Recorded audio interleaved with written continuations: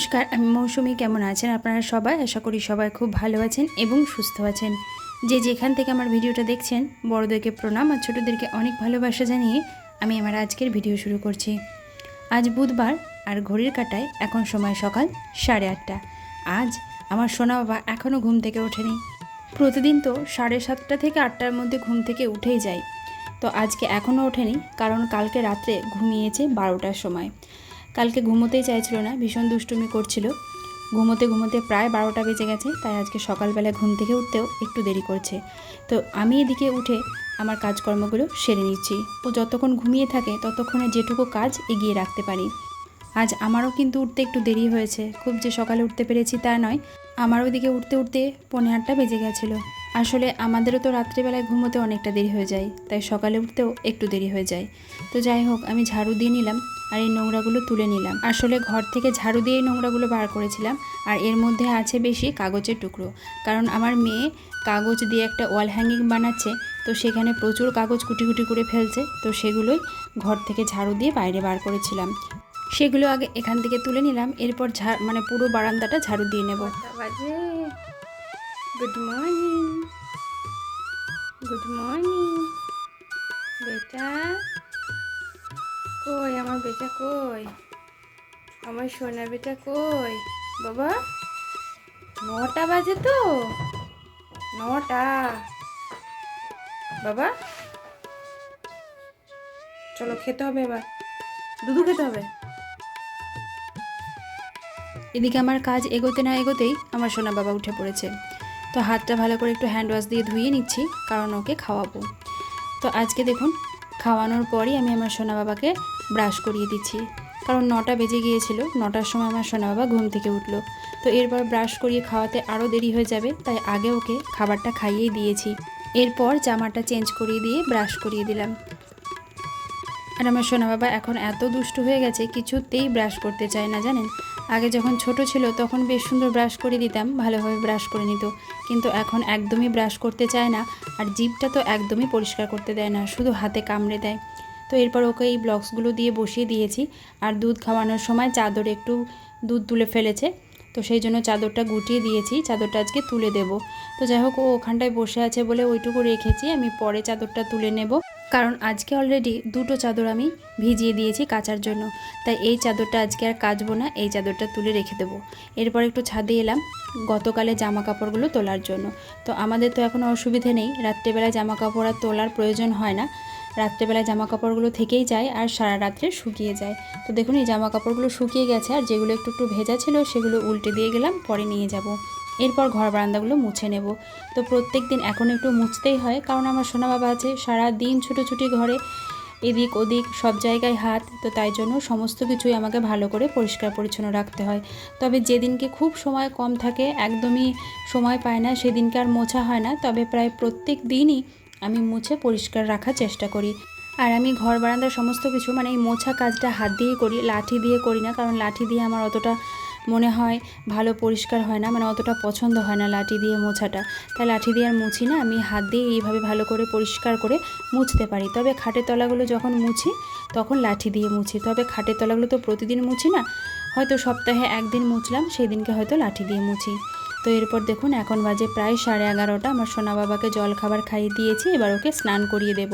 আর আমার সোনা বাবা না স্নান করতে ভীষণ পছন্দ করে। ওকে যখনই বলা হয় স্নান করাবো, মানে হাপুস হুপুস করাবো, ও তাতে ভীষণ খুশি হয়। তো দেখুন, স্নান করানো হয়ে গেছে, এবার ওকে ভালো করে মুছিয়ে দিচ্ছে, তারপর একটু জামা টামা পরিয়ে দিয়ে আমার মেয়ের কাছে দেব। ওখানে একটু খেলা করবে, আমি ওদিকে রান্নাবান্না বসাবো। আবার অনেক জামা কাপড় মাখানো আছে, সেগুলো কাচবো, স্নান করব। এখন ভাবছি কোন কাজটা আগে করব, মানে স্নানটা আগে করব, রান্নাবান্নাটা আগে করব। এদিকে স্নান করতে গেলে রান্না করতে একটু দেরি হয়ে যাবে, আবার এদিকে রান্না করলে স্নান করতে দেরি হয়ে যাবে। বন্ধুরা, আপনারা যারা এখন আমার পরিবারে এসেছেন, আমাকে দেখছেন, তাদের কাছে আমার অনুরোধ, আমার এই চ্যানেলটি যদি আপনাদের সাবস্ক্রাইব করা না থাকে, তাহলে অবশ্যই কিন্তু সাবস্ক্রাইব করে পাশে থাকা অল বেল বাটনটা প্রেস করে দেবেন। আর একটা কমেন্টের মাধ্যমে জানাবেন যে আমার এই ভিডিওটা আপনাদের কেমন লাগলো। আমি প্রত্যেক দিন একটু একটু করে সর তুলে রাখি, মানে দুধের যে সরটা হয় সেই সরটা একটু একটু করে তুলে রাখি। তারপর যখন 1 কৌটো হয়ে যায় তখন সেই সরটা থেকে ঘি বানাই। আর এই ঘরে বানানো ঘিটা খুব সুন্দর খেতেও হয়, আর এটা খাওয়াও ভীষণ উপকার। বাজারের কেনা ঘিতে একটু না একটু ভেজাল তো থাকেই, কিন্তু ঘরে আমরা যে ঘিটা বানাই সেটা হয় একদম খাঁটি। তো এরপর দেখুন আমি স্নানটা সেরেই নিয়েছি, এরপর এসে রান্না বসিয়েছি। আর আজকে হবে মাছের ডিমের বড়া। তো মাছের ডিমের বড়া করে সেটা দিয়ে ঝোল বানাবো, আর হবে ঢ্যাঁড়স আলুর তরকারি। তো আমার মেয়ে না ছোটো মাছ একদমই খেতে পারে না। কালকে যেমন ছোটো মাছ নেওয়া হয়েছিল, মানে পোনা মাছ ছিল কালকে, তো আমার মেয়ে পোনা মাছ খেতে পারে না একদমই, কাঁটা থাকে তো সেই কাঁটার ভয়ে ছোটো মাছ খেতে পারে না। তাই ওর জন্য হয় একটু ডিম ভেজে দিই, আর নইলে অন্য মাছ আনা হয়। আর কালকে কামাদের মাটন হয়েছিল, কামা মাটন দিয়েছিল, সেই জন্য আর আমাকে চিন্তা করতে হয়নি। আর আমার সোনা বাবাকে একটু ডিম দিয়েছিলাম, মানে ডিম সেদ্ধ করে দিয়েছিলাম আর কি। আর আজকে দেখুন মাছের ডিম আনা হয়েছে। তো আমার মেয়ে আজকে মাছের ডিম বেশ মজা করে খাবে, কিন্তু আমার ছেলে খাবে না।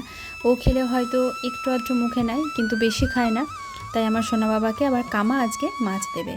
আর এই যে পাতাগুলো দেখছেন, এগুলো কি পাতা চিনতে পারছেন? জানেন এই পাতাগুলো কি?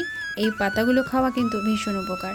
জ্বর জ্বালা হলে যখন মুখে একদম স্বাদ থাকে না, তখন এই পাতাগুলো খেলে মুখে স্বাদ ফেরে। এগুলো হচ্ছে গন্ধভেজালির পাতা। তো আমরা এই পাতাগুলোকে গন্ধভেজালির পাতা বলেই জানি, মানে এই পাতাগুলোতে একটা উদ্ভট গন্ধ আছে। উদ্ভটই বলছি আমি, কারণ কীরকম একটা গন্ধ আছে। তো যাই হোক, কিন্তু এই পাতাগুলো খাওয়া ভীষণ উপকার। এই পাতার ঝোল কিংবা এই পাতা বেটে বড়া খেলে ভীষণ উপকার হয়। মুখে অরুচি থাকলে সেই অরুচি কেটে যায়। তো কিছুদিন আগেই তো আমাদের বাড়িতে তো সব জ্বর জ্বালা হয়েছিল, তখন মুখে কিছু খেতে ভালো লাগছিল না। তো এই পাতাগুলো তখনই আনা হয়েছিল। তো মাঝে দুদিন করেছিলাম, আর এগুলো রয়েছে, এগুলো আজকে ভাবছি বড়া বানাবো। তো দেখুন এদিকে আমার ডিমের বড়াগুলো সব ভাজা হয়ে গেছে, এরপর ডিমের ঝোলটা হয়ে গেছে। আমি ডিমের বড়াগুলো দিয়ে দিলাম, এবার ভালো করে একটু ফুটিয়ে গরম মশলা দিয়ে নামিয়ে নেব। এদিকে আমার ভাতটাও হয়ে গেছে, ভাতের ফ্যানটা ঝরিয়ে নিচ্ছি। আর ওদিকে আমার মেয়েরও খিদে পেয়ে গেছে, এখন প্রায় 1টা বাজে। তো আমার তো একটু দেরি হয়ে গেছে, কারণ আগেই তো বললাম অনেক জামা কাপড় ছিল কাচা। তো সেগুলো কেচে স্নান করে আসতে আমার 12:30টা বেজে গেল। 12:30টার সময় এসে রান্না বসিয়েছি। তো এতগুলো ডিমের বড়া ভাজলাম, তো দেরি তো একটু হবেই, তাই 1টা বেজে গেছে আর আমার মেয়ের খিদে পেয়ে গেছে। আর এই দেখুন পাতাগুলো একটু ছোট ছোট করে কেটে নিচ্ছি, এরপর পাতাটা মিক্সিতে দিয়ে বেটে নেব, দিয়ে এগুলো বড়া ভাজবো। একটু ছোট ছোট টুকরো করে কেটে নিলে না মিক্সিতে বাটাটা বেশ ভালো হয়, তাই ছুরি দিয়ে একটু ছোট ছোট টুকরো করে কেটে নিচ্ছি। আর এদিকে আমার সোনা বাবা শুধু এদিক ওদিক ছোটাছুটি করছে আর বারবার আমার রান্নাঘরে আসছে।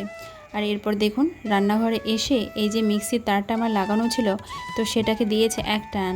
তারপরে কি অবস্থা হয়েছে দেখুন, এখান থেকে ফট করে আগুন জ্বলে মিক্সিটা পুরো বন্ধ হয়ে গেল, আর এটা আমি চালাতে পারছি না। তো যাই হোক, আমার সোনা বাবার দুষ্টুমিতে এরকম লেগেই আছে। তো আমি আর বড়াটা এখন ভাজতে পারলাম না, ডালটা রেখেই দিলাম, পাতাটাও রেখে দিলাম, সন্ধ্যাবেলায় ভাজবো। তো ওদিকে আমার সোনা বাবার ভাতটা নিয়ে নিয়েছি, সোনা বাবাকে খাওয়ানো হয়ে গেছে, এবার আমাদের ভাতটা বেড়ে নিচ্ছি। তো আমাদের সবারই খাওয়া হয়ে গেছে, শুধু আমি আর আমার হাজব্যান্ড বাকি আছি। তো ওর খাবারটাও বেড়ে দিচ্ছি, আর ওকে ডাকছি খাবারটা নিয়ে যাওয়ার জন্য। তো খাবারটা বেড়ে দেওয়ার পর ও খাবারটা নিয়েই যায়, নিয়ে গিয়ে টেবিলে বসে, আর আমি নিয়ে গিয়ে নিচে বসবো। আমার টেবিলে বসে খেতে খুব একটা ভালো লাগে না, তাই আমি সবসময় নিচেই বসি, আর ও চেয়ার টেবিলে বসে। অনেককে দেখেছি যারা খেতে বসবে, তারপর বসার পর মুখের সামনে গিয়ে তাকে ভাতের থালাটা দিতে হবে, তারপর সে খাবে, তারপরে খেয়ে উঠে চলে যাবে। পাতাটা অনেকে দেখেছি পাতাটা কুড়িয়েও ফেলে না, কিন্তু আমার হাজব্যান্ড এগুলো আমাকে খুব হেল্প করে। ও যখনই খায়, মানে খাবারটা আমি যখন বেড়ে দিই, ও খাবার থালাটা নিয়ে গিয়েই বসে টেবিলে। তারপর খাওয়া হয়ে গেলে খাবার এঁঠো থালাটা পুরো কুড়িয়ে ও নিচে নামিয়ে দেয়। তো এইরকম ছোটোখাটো টুকটাক অনেক কিছুই ও আমাকে সাহায্য করে। না হলে কি হয় বলুন, সংসারটা শুধু একার একজনের না, সংসারটা সবার। একটা সংসারে যে কজন থাকি সবাই মিলেই একটা সংসার, তাই সবাই সবাইকে যদি একটু সাহায্য না করি তাহলে কি করে সংসার হয় বলুন।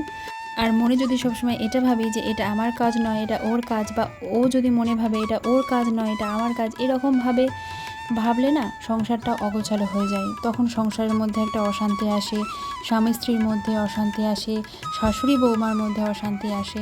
তো এইগুলো আমরা একটু অ্যাডজাস্ট করে চলার চেষ্টা করি সবাই। তো যাই হোক, দেখুন আমি সেই পকোড়াগুলো তো দুপুরবেলায় আর ভাজতে পারিনি, দুপুরে আমার সোনা বাবা মিক্সিটা খারাপ করে দিল। তো এখন সন্ধেবেলায় আমি কামার মিক্সিতে বেটে নিয়ে এলাম, এরপরে এই পকোড়াগুলো ভাজবো। তো ওখানে একটু লবণ হলুদ দিয়েছি, আর একটু পেঁয়াজ কুচি দিয়েছি, আর কিছুটা কাঁচা লঙ্কা আমি এই ডালের সঙ্গে বেটে নিয়েছিলাম। তো এই পকোড়াগুলো ভাজবো। আর দেখুন এখানে আমি পেঁয়াজটা দিয়েছি, পেঁয়াজটা না দিলেও হয়, কিন্তু আমি পেঁয়াজটা দিলাম। বারবার আমার মেয়ে বলছে একটা বাজে গন্ধ বেরোচ্ছে, বাজে গন্ধ বেরোচ্ছে, তাই আর কি পেঁয়াজটা দিলাম যাতে গন্ধটা না থাকে। তো দেখুন আমি এবার পকোড়াগুলো ভেজে নিচ্ছি। আর প্রত্যেক দিন ওর বাবা এই সময়টা বাড়িতে থাকে না, কিন্তু আজকে বাড়িতে আছে, তাই ভাবলাম এই সময়তেই ভাজি, তাহলে ও বাড়িতে আছে, ও খেতে পারবে। আর না হলে রাত্রিবেলায় সেই খেতে মানে অনেকটা রাত্রি হয়ে যায়, তখন এই পকোড়াগুলো আর অত রাত্রে ভাজতেও ভালো লাগবে না, আর ভেজে রাখলেও ঠান্ডা হয়ে যাবে। তো ভালোই হলো আজকের দিনে ও সন্ধ্যাবেলায় বাড়িতে আছে, গরম গরম পকোড়াগুলো ভেজে ওকে দিতে পারবো। এরকমভাবে কোনো কিছু না সবাইকে বানিয়ে দিতে খাওয়াতে বেশ ভালোই লাগে, যে কোনো জিনিসই হোক না কেন। আজকে তো সাধারণ একটা পকোড়া বানিয়েছি, কিন্তু আমি এর আগে অনেক কিছু করেছি, রান্নাবান্না খাবার দাবার বানিয়ে সবাইকে খাওয়াতে আমার ভীষণ ভালো লাগে। কিন্তু এখন এই ছোট্ট পুচকেটাকে নিয়ে আমি কোনো কিছুই করতে পারি না। তবে আমাদের বাড়িতে কারোরই কোনো ডিমান্ড নেই যে এই রান্না করতে হবে, এই খাবার খেতে দিতে হবে, বা এই খাবার খাবো না, বা কোনো খাবার একটু খারাপ হলে সেটা খাবো না, সেসব কোনো ব্যাপার নেই। ওদেরকে আমি যা রান্না করে দিই ওরা তাই খায়। বা ধরুন কোনো রান্নায় যদি লবণ একটু কমও হয় তবুও ওরা লবণ দিয়েও খেয়ে নেয়। আমার হাজব্যান্ডই বলুন, আমার দেওরই বলুন, আমার শাশুড়ি মাই বলুন, সবাই তাই। এমনকি আমার শ্বশুরমশাইও ছিলেন, উনিও তাই। আমাদের বাড়িতে কারোরই কোনো অসুবিধে নেই, তো তাই আমার কোনো অসুবিধে হয় না। অনেক বাড়িতে থাকে না, অনেকের খাওয়া দাওয়ার ভীষণ জ্বালা হয়, এই খাবারটা খায় না, সে খাবারটা খায় না, কোনো খাবার একটু খারাপ হলে সে খাবার খায় না। তো এই রকম ব্যাপারটা আমাদের বাড়িতে নেই। তো যাই হোক, চলুন, আমার পকোড়াগুলো ভাজা হয়ে গেছে, এবার ওকেও দিলাম, ও বললো খেয়ে ভীষণ ভালো হয়েছে। এরপর আমার মেয়েকেও একটু দিয়েছি। দেখুন আমার মেয়েটা প্রথমে খেতেই চাইছিল না, তো তারপর জোর করে এক প্রকার দিলাম যে না খেয়ে দেখ ভালো। আর আমার সোনা বাবাও কিন্তু পকোড়াগুলো খাচ্ছিল, ওরও ভীষণ ভালো লেগেছে। আর এখন বাজে প্রায় 10:30, আমার সোনা বাবার খাওয়া হয়ে গেছে, এবার ওকে ঘুম পাড়াচ্ছি। আর দেখুন চোখে ঘুম আছে, এখনও চোখে ঘুম নেই। ওকে যদি এখনও পর্যন্ত লাইটটা আমি অফ না করে এভাবে রেখে দিয়ে ও খেলায় করে যাবে, মানে যতক্ষণ না লাইট অফ করে ঘুম পাড়াবো ততক্ষণও ঘুমাবে না। আর এদিকে আমার মেয়ে দেখুন ওয়ালে হ্যাঙ্গিং বানাচ্ছে, তো বেশ সুন্দর লাগছে দেখতে, কাগজ দিয়ে বানাচ্ছে। যাই হোক, চলুন আজকের মতো তাহলে ভিডিওটা এখানেই শেষ করছি। সবাই ভালো থাকবেন, সুস্থ থাকবেন, দেখা হবে আগামীকাল আরও একটা নতুন ভিডিওতে।